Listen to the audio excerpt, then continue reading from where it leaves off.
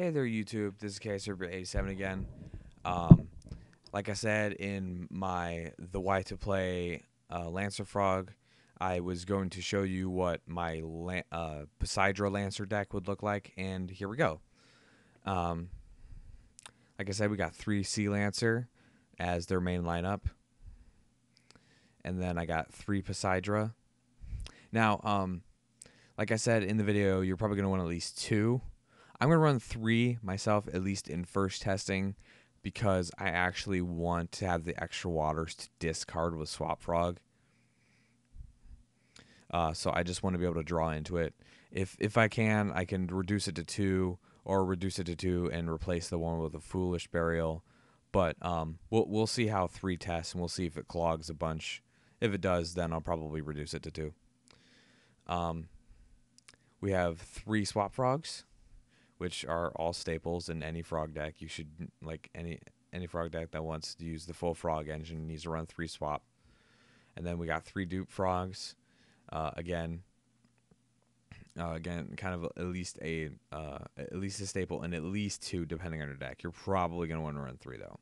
Now, one of the things that interesting about the Poseidra build is that because you want to use so many tributes at once for Poseidra as many times as possible, I thought that 3 Ronin Totem would work better, just because like you can ban it, you can use all 3 for 3 Poseidra if you have 3 frogs, and then it'll lead to the Poseidra plays.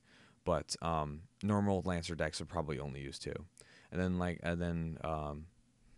then your 2 poison draw frogs, because like I said in the Lancer, the Why to Play Lancer video, it's gonna be you're going to need like at least one of these in the deck, because you're going to want to banish Swap Frogs, and you're going to want to banish Poison Draw Frogs to bounce from Lancer to your hand via Poseidra, because you're going to use that to further your deck along. And I have 1 Treeborn Frog, and although I have 9 traps in here, I figured that I only need Treeborn for when I'm tributing for Poseidra, or when I'm tributing for Lancer, if I want to actually tribute that way to tribute for Lancer. So I don't have any enemy controllers, I don't have any other tributes, so it really doesn't serve much purpose, and I can just get it out like the occasional time I need it, and then otherwise it's just an extra water and an extra frog monster that I can just banish for Ronin if I really need to. Now we have my 1 poison draw, Cloudian Poison Cloud, which is my second target for a tour guide, because we have the 2 tour guides, and then we have Sangan, but like Poison Cloud is still a level 3 fiend, and also a water, which means if I draw it, unlike Knight Assailant, I can actually discard it for Swap Frog, or like I can ram it into something I need gone.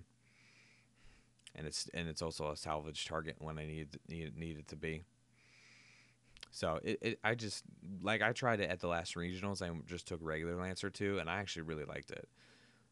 Like I can tour guide into it when I needed to, and then it's in the grave for salvage, and then otherwise I can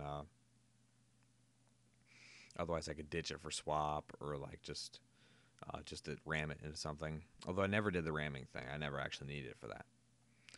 And then we got 1 Gores to kind of round out the monster thing. And then Spell and Trap Cloud lineup, we need 3 MST. I'm not sure if I need 3 with Poseidra running around, but I still think that 3 is really important, because a lot of people are going really heavy traps. So we'll see if I actually need it. I'm going to stick with 3 for now. 2 Salvage, and although in this deck I might drop Salvage depending on it, because I have a lot of waters here compared to other my other Lancer variants and builds. Because like before it was like 3 swaps, 3 dupes, 2 Ronin, 1 Poison Draw Frog, 1 Treeborn, and then the 3 Lancer I don't really want to discard, and that was about it for my waters. And it's like only recently did I did Poison Cloud, Cloudian Poison Cloud, and Mother Grizzly when I tried that, and even adding those just made me see a lot more waters, and I needed salvage very less. So maybe in this build I might not need salvage at all. So we'll see. 1 Dark Hole, 1 Heavy Storm, 1 Monster Reborn, and then a lot of Lancer decks won't use a trap lineup.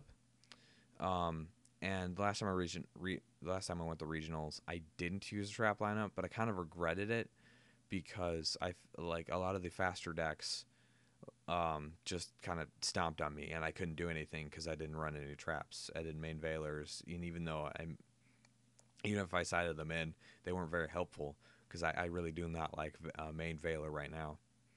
But we have 2 warnings. We have 2 torrential because I can easily recover from a torrential myself.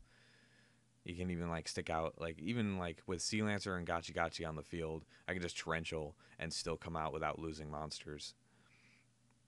We have 2 bottomless trap hole, 2 bubble bringer, which actually serves another purpose in this deck. Like I discussed it in my why to play frogs, but bubble bringer not only will allow me to bring back like dupes for stalling and or extra searching, 1 card rank 2s, but also brings it back a couple extra tributes for easier Poseidras.